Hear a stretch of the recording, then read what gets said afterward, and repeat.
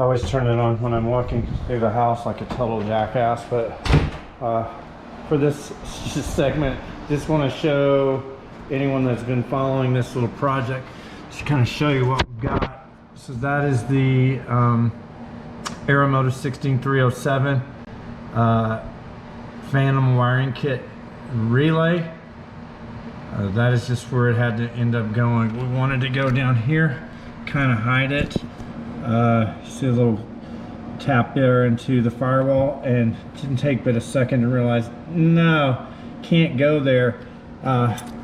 We decided to install the circuit breaker right here. All the wires are lining up and we've got them wrapped. Unfortunately, we forgot the trigger wire. This spool of wire, that's the trigger wire that goes to the switch that turns on the relay.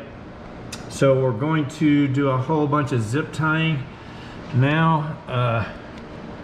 Good news is it's mounted,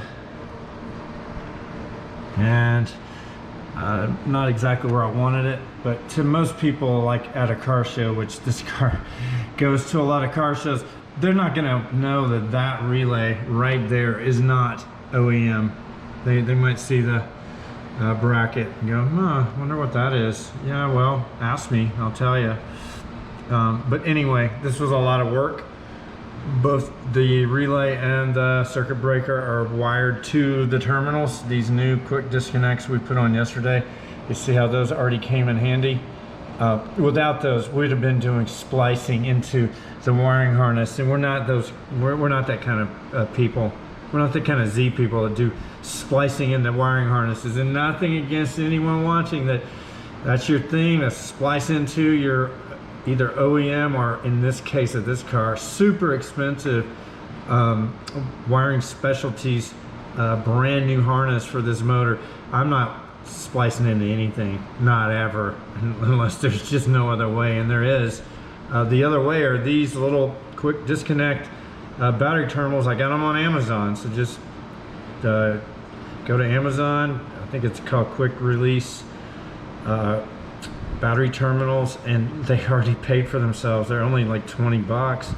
And yeah, so we're tying in multiple places, and we've got still have an AEM GPS speedo we're gonna put in the Z here after the next car show on the 25th of March, and so we're gonna use one of these terminals. And I mean, we don't want to do a lot of stacking, but we still have plenty of places to connect grounds and 12-volt DC. So all right, that's where we're at. Tomorrow we're going to take this wonderful 18 feet of 10 gauge wire you see spooled on this side of the engine bay and run that through down and wherever it makes the most sense, away from test pipes and exhaust and any kind of suspension parts, and get that back to the fuel tank area. So next weekend, when we get our CZ 300ZX Walbro 485 in-tank fuel kit, which has a billet aluminum bracket that they had custom made that fits the Walbro perfectly, and then we're going to go into the tank and do the last piece. But this wiring part, super important.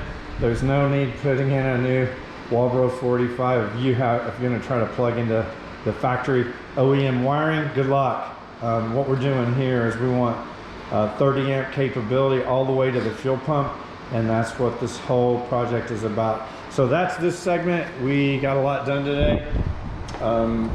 Not super happy with where I had to mount that relay, but it is what it is. You can't always put things where you want. You just have to figure out where can they actually go and look decent. So this is a show car. I'm constantly thinking about how's it going to look, because looks do matter. So there's where we are. We'll see you in the morning when we start on the next phase of the wiring project, and that's to put that 18 feet, you probably won't use but about 8 or 9 or 10 feet total of 10 gauge wire from this harness all the way back to the fuel tank area, and that's what's on deck. So talk to you soon, sports fans. Have a good evening.